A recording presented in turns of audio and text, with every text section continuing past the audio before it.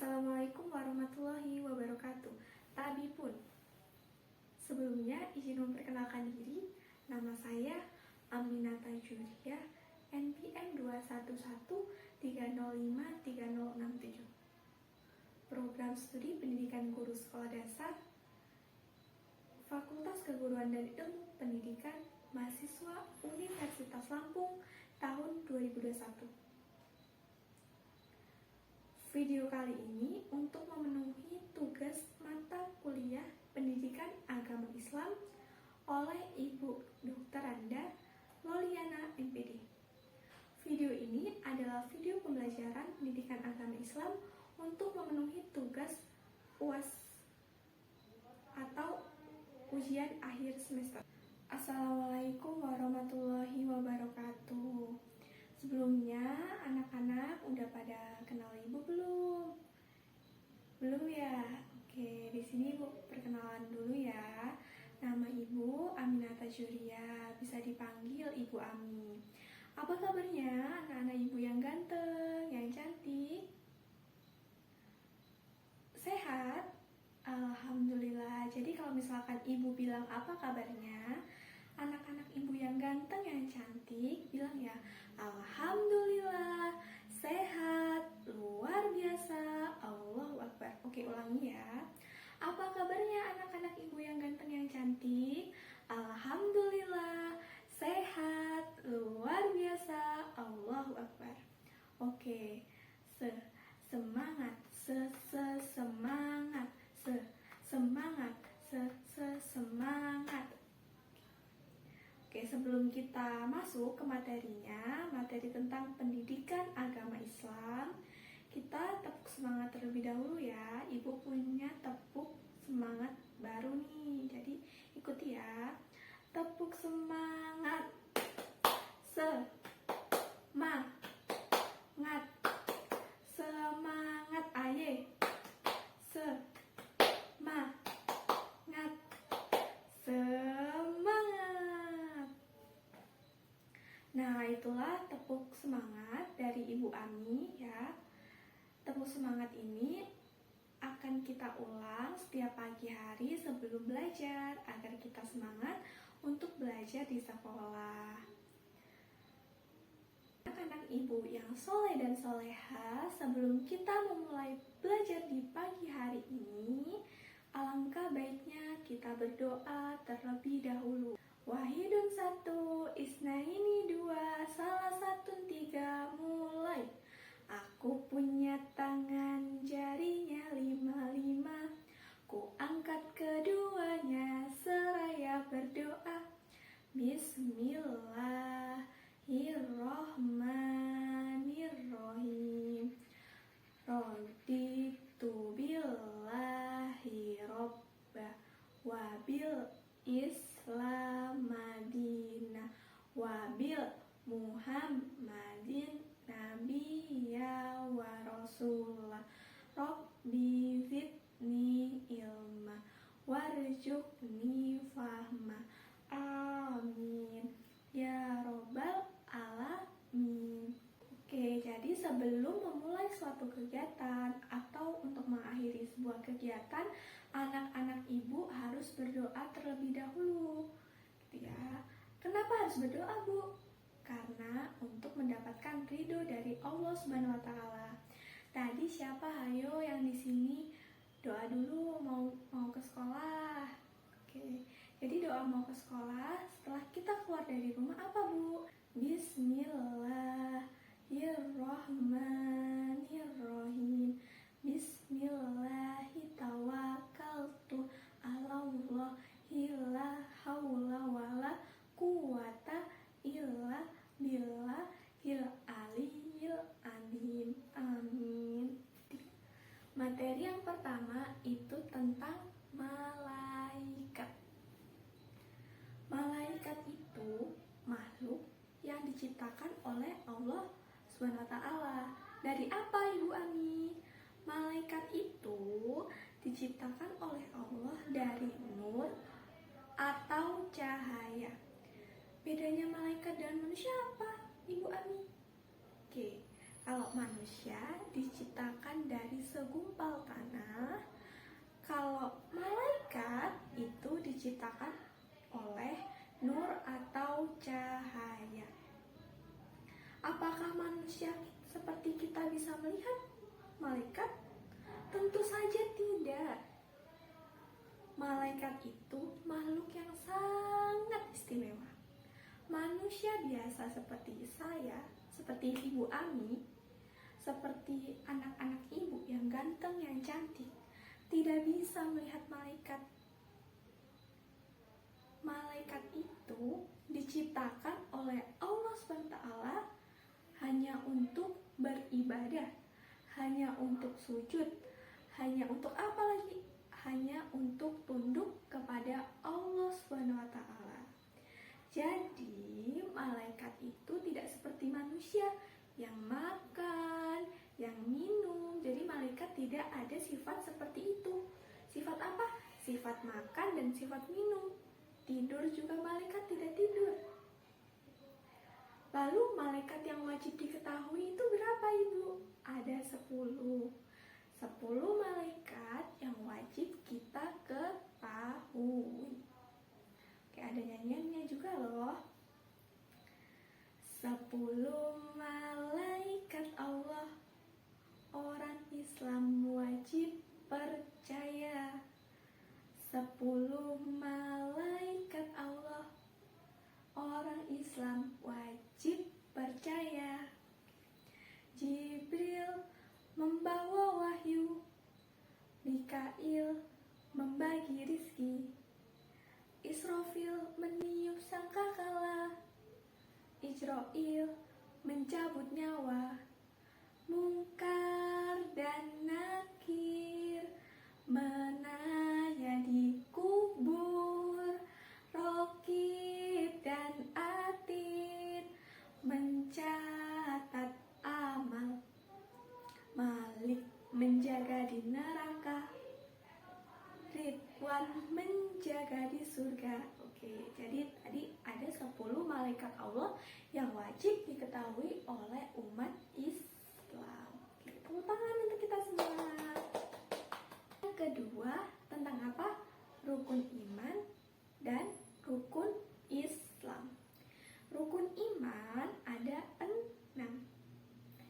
Iman berarti di dalam sini anak-anak ibu yakin, percaya adanya Allah Subhanahu wa Ta'ala. Tadi rukun iman ada 6. Iman kepada Allah, iman kepada malaikat, iman kepada kitab, iman kepada nabi dan rasul, iman kepada hari akhir atau hari kiamat, dan iman kepada qada dan qadar. Qada dan qadar ini berarti takdir baik dan buruk. Ibu-ibu, iman kepada Allah berarti bagaimana sih, Ibu? Iman kepada Allah SWT berarti percaya bahwa Allah SWT itu ada. Allah Maha Esa, Allah yang berhak disembah, ya, Allah yang berhak disembah. Dan Allah memiliki Asmaul Husna atau 99 nama. 99 nama ini yang baik untuk Allah. Kemudian iman kepada malaikat.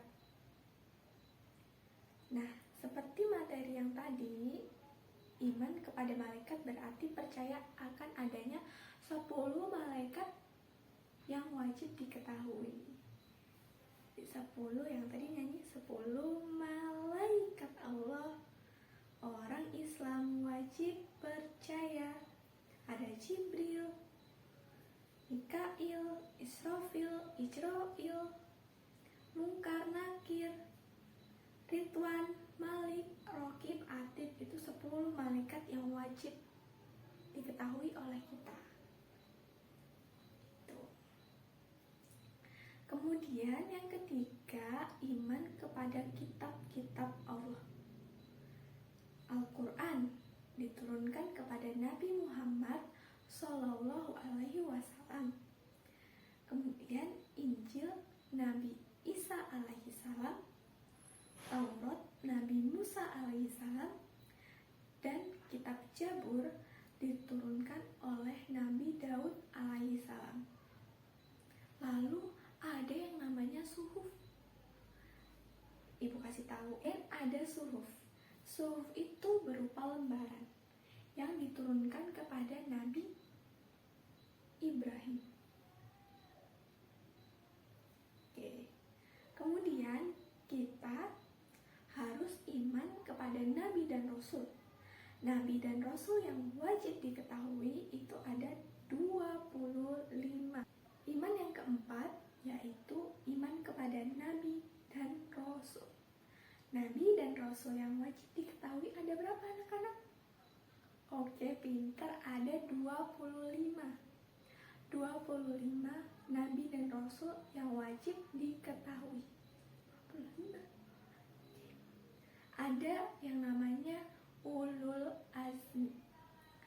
Ulul Azmi itu ada 5 nabi. Ada Nabi Muhammad Sallallahu Alaihi Wasallam, Nabi Isa alaihi salam, Nabi Musa alaihi salam, Nabi Ibrahim alaihi salam, dan Nabi Nuh alaihi salam. Ada 5. Iman, rukun iman yang kelima itu percaya akan adanya hari akhir.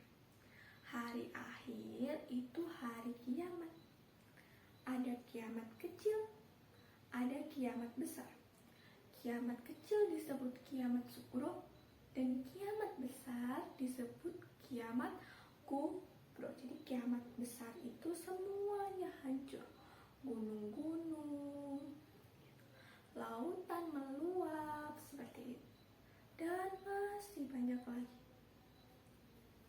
Kemudian iman yang keenam, yang terakhir, kepada qada dan qadar. Seperti yang ibu jelaskan tadi, qada dan qadar berarti takdir yang baik dan takdir yang buruk. Jadi jika kita terkena musibah, kita harus berhusnudzon. Husnudzon itu berbaik sangka, berprasangka baik. Kita tidak boleh suudzon. Suudzon itu berprasangka buruk, apalagi berprasangka buruk terhadap Allah dan sekeliling kita. Jadi kita hidup harus husnudzon terus menerus, karena itu baik untuk kita. Oke, setelah rukun iman, kita masuk ke rukun Islam. Rukun Islam itu ada 5. Yang pertama, syahadat. Asyhadu alla ilaha illallah wa asyhadu anna Muhammadan Rasulullah.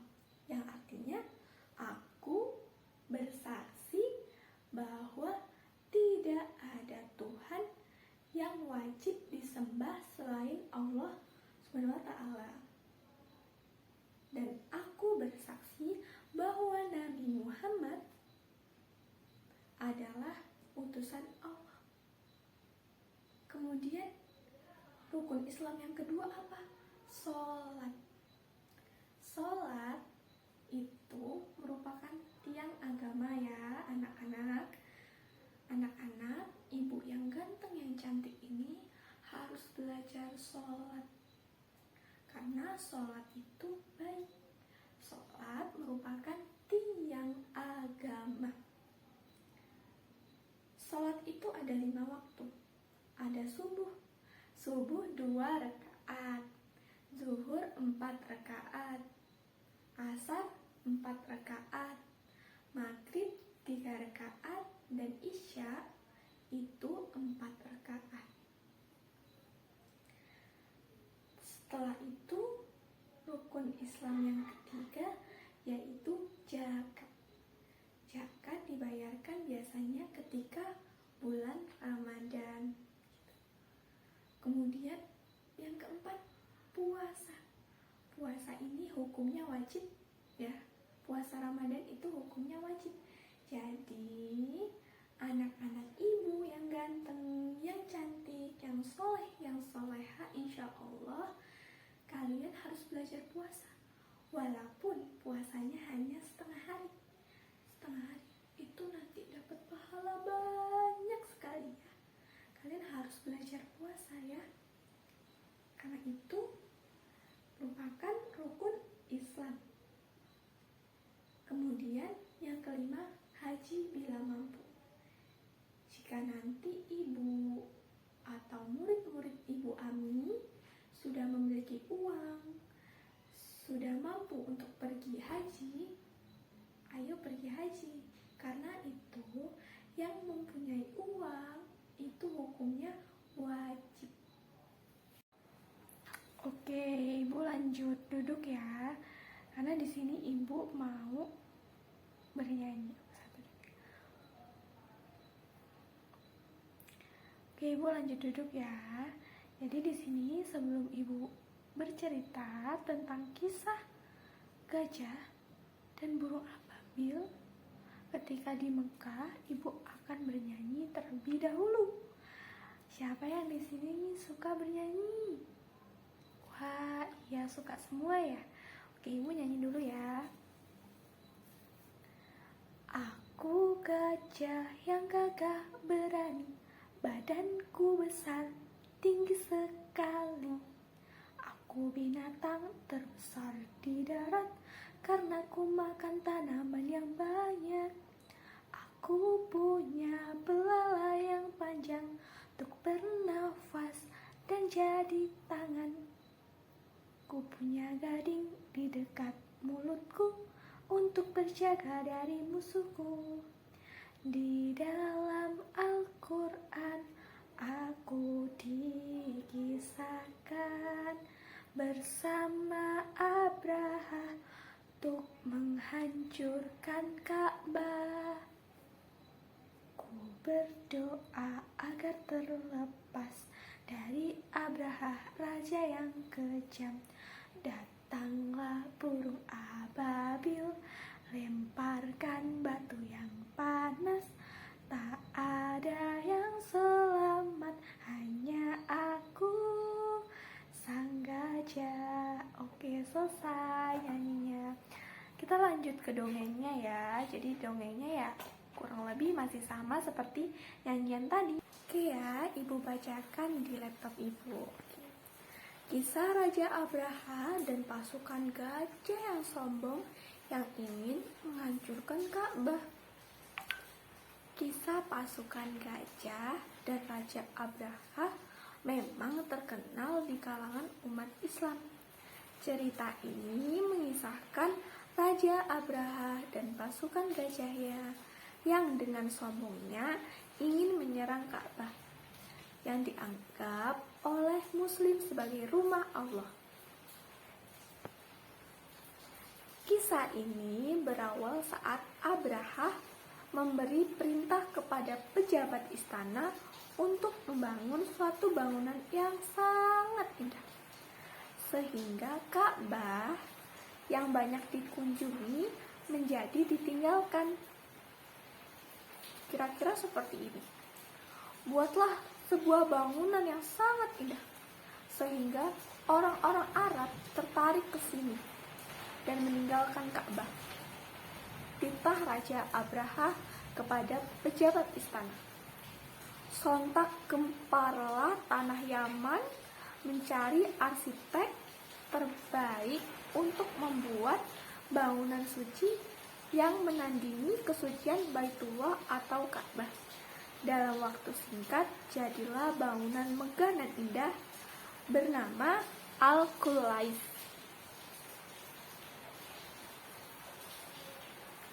Nama asli Abraha itu Abraha al-Ashram al-Habsyi, penguasa Yaman kala itu, mempunyai keinginan untuk menandingi Ka'bah. Ia mulanya terheran-heran dengan kebiasaan orang Arab berkunjung ke Hijaz setiap tahun. Abraha yang merupakan gubernur perwakilan Abyssinia dan Habasyah, sekarang Ethiopia, merupakan seorang warga asli Afrika beragama Nasrani. Ya, ternyata masih hujan. Ibu akan keraskan suara ibu ya. Maka terdengarlah kabar tentang Ka'bah ke telinga Abraha.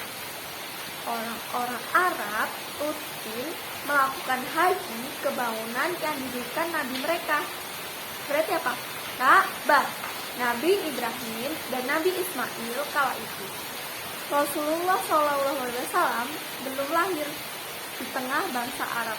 Kisah Abraha inilah yang kemudian menjadi pembuka kisah lahirnya Nabi Muhammad SAW. Abraha pun makin heran, bangunan macam apakah yang mampu menarik kunjungan seluruh bangsa Arab ini? Tak mengakui kesucian Ka'bah, Abraha spontan segera berpikir untuk menandinginya. Maka jadilah Al-Qulais yang begitu indah, tapi indahnya tidak bisa menandingi Ka'bah. Seperti itu ya, murid-murid ibu. Pintunya itu, pintu Al-Qulais terbuat dari emas, lantainya terbuat dari perak, dan pondasinya terbuat dari kayu cendana. Siapapun yang melihatnya akan takjub, tapi tidak dengan orang-orang muslim yang beriman. Oke. Selanjutnya, Ibu katakan, emosi Abraha itu memuncak, marah, gitu ya. Dia segera melaksanakan rencananya, dikumpulkan sejumlah prajuritnya yang tangkas. Tak hanya pasukan, ia mengimpor pasukan gajah dari Ethiopia.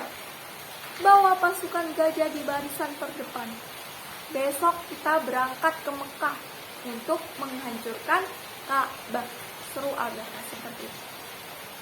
Lalu esokan harinya ribuan gajah dari bala pasukan pun berangkat dari Yaman menuju Mekah. Mekah itu tanah suci umat Islam. Abraha sendiri yang memimpin pasukan gajah itu. Ia menunggangi gajah yang terbesar di antara pasukan gajah-gajah itu. Tak lama tibalah rombongan Abraha di kota Mekah, tepatnya di kawasan Muhammad. Mereka berhenti sejenak. Sementara Abraha mengutus seorang utusan untuk menemui penguasa Mekah saat itu, yaitu kakek Rasulullah, Abdul Muthalib.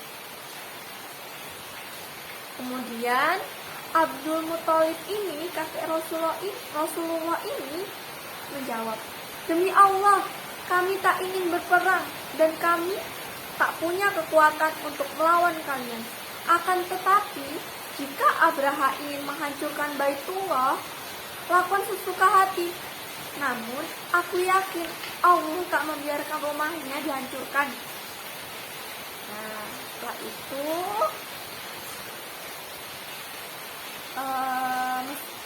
meski ya Abraha belum memasuki kota Mekah, mereka telah merampas banyak harta milik Abdul Muthalib. Dia, untanya dirampas 200 ekor. 200 ekor, banyak sekali. Namun Abdul Muthalib itu menginginkan untanya kembali. "Kembalikan 200 ekor unta milikku yang telah kau rampas oleh pasukanmu," ujar Abdul Muthalib seperti itu. Abraha pun terheran. "Mengapa kau lebih mengkhawatirkan untamu? Padahal kami datang ke sini untuk menghancurkan Ka'bah. Mengapa kau tidak mengkhawatirkan Ka'bah itu saja?" Itu ujar Abraha. Sementara jawab Abdul Muthalib ringan, "Rampas adalah milikku, sementara Ka'bah merupakan milik Allah SWT. Maka Allah lah yang akan melindunginya." Singkat cerita, bergegaslah warga Mekah semuanya berbondong-bondong meninggalkan Ka'bah. Ka'bah tetap berdiri, tak ada satupun warga yang melindunginya. Ya Allah, kami menyelamatkan diri kami, maka lindungilah rumahmu ini. Doa Abdul Muthalib di depan Ka'bah sebelum meninggalkan kota Ka'bah tersebut. Nah, sementara pasukan Abraha pun bergegas menuju Mekah. Hentakan kaki gajah telah membuat bulu kuduk warga Mekah itu merinding. Mereka berpikir, inilah akhir bagi kota Mekah. Abraha pun memerintahkan untuk menyerang. Namun, tiba-tiba gajah enggan untuk melangkahkan kaki mereka. Mereka hanya terdiam dan enggan menyerang. Meski gajahnya telah dicambuk oleh sang majikannya, gajah-gajah itu berbalik arah dan enggan untuk menuju Ka'bah. Gajah-gajah itu justru hanya berputar-putar saja di lembah Muhasyir dekat Ka'bah. Abraha pun geram dan terus memerintahkan pasukannya itu untuk mencambuk gajah-gajah itu. Kasihan ya. Namun kehabisan akal ya pasukannya itu dan kelelahan karena menangani gajah yang menurut mereka sudah tertatih-tatih ya mereka, karena gajahnya itu tidak mau pergi ke Mekah, malah berputar-putar. Kemudian hingga tiba datang rombongan burung dari angkasa, jumlahnya amat banyak yang mengerikan. Setiap ekor burung itu membawa batu-batu panas. Batu panas. Batunya berapi. Menargetkan pasukan Abraha itu. Burung-burung itu yang membawa batu-batu panas itu melemparkan batu yang membara, yang berapi-api itu. Setiap yang terkena batu itu langsung binasa. Apa binasa? Binasa itu mati. Oke, melihatnya Abraha itu panik. Pasukannya juga panik. Bubarlah pasukan mereka. Mereka binasa. Namun tak ada yang selamat ya. Mereka meninggal semua. Bahkan sebelum menyentuhkan sedikit pun jemari ke Baitullah, pasukan Abraha binasa dan selamatlah Ka'bah. Allah selalu melindungi Ka'bah hingga akhir zaman.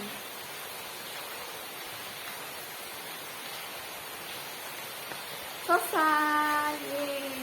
Di Bu, kami nyanyi lagi ya tentang kisah Abraha sebelum kita menutup pertemuan pada pagi hari ini.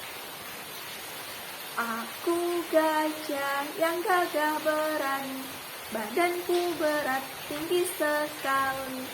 Aku binatang terbesar di darat, karena ku makan tanaman yang banyak. Aku punya belalai yang panjang, untuk bernafas dan jari tangan. Ku punya gading di dekat mulutku, untuk berjaga dari musuhku. Di dalam Al-Quran aku dikisahkan bersama Abraha untuk menghancurkan Ka'bah. Ku berdoa agar terlepas dari Abraha, raja yang kejam. Datanglah burung ababil, lemparkan batu yang panas. Tak ada yang selamat, hanya aku, sang gajah. Alhamdulillah, bersyukur karena pelajaran pendidikan agama Islam yang diajar oleh Ibu Ami sudah selesai pada pagi hari ini. Alhamdulillah. Sebelum kita pulang, kita harus berdoa terlebih dahulu. Kita tentu harus berdoa. Tangan ke atas, tangan ke samping, tangan ke depan, dilipat yang sopan. Berdoa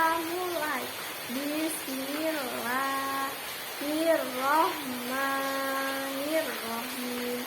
Subhanaka Allahumma wa bihamdika asyhadu an la ilaha illa anta astaghfiruka wa atubu ilaik. Bismillahirrahmanirrahim. Wal 'asri innal insana lafi khusri illal ladzina amanu wa 'amilus sholihat wa tawasau bil haqqi wa tawasau bis sabri. Shadaqallahul adzim. Baik, Ibu Ami akhiri. Wassalamualaikum warahmatullahi wabarakatuh. Selamat berjumpa besok pagi. Yang mau pulang saling dulu ya. Terima kasih telah menonton video ini. Semoga video pembelajaran ini dapat bermanfaat bagi kita semua. Saya meminta maaf jika ada salah kata maupun perbuatan. Saya akhiri. Wassalamualaikum warahmatullahi wabarakatuh. Tabipun.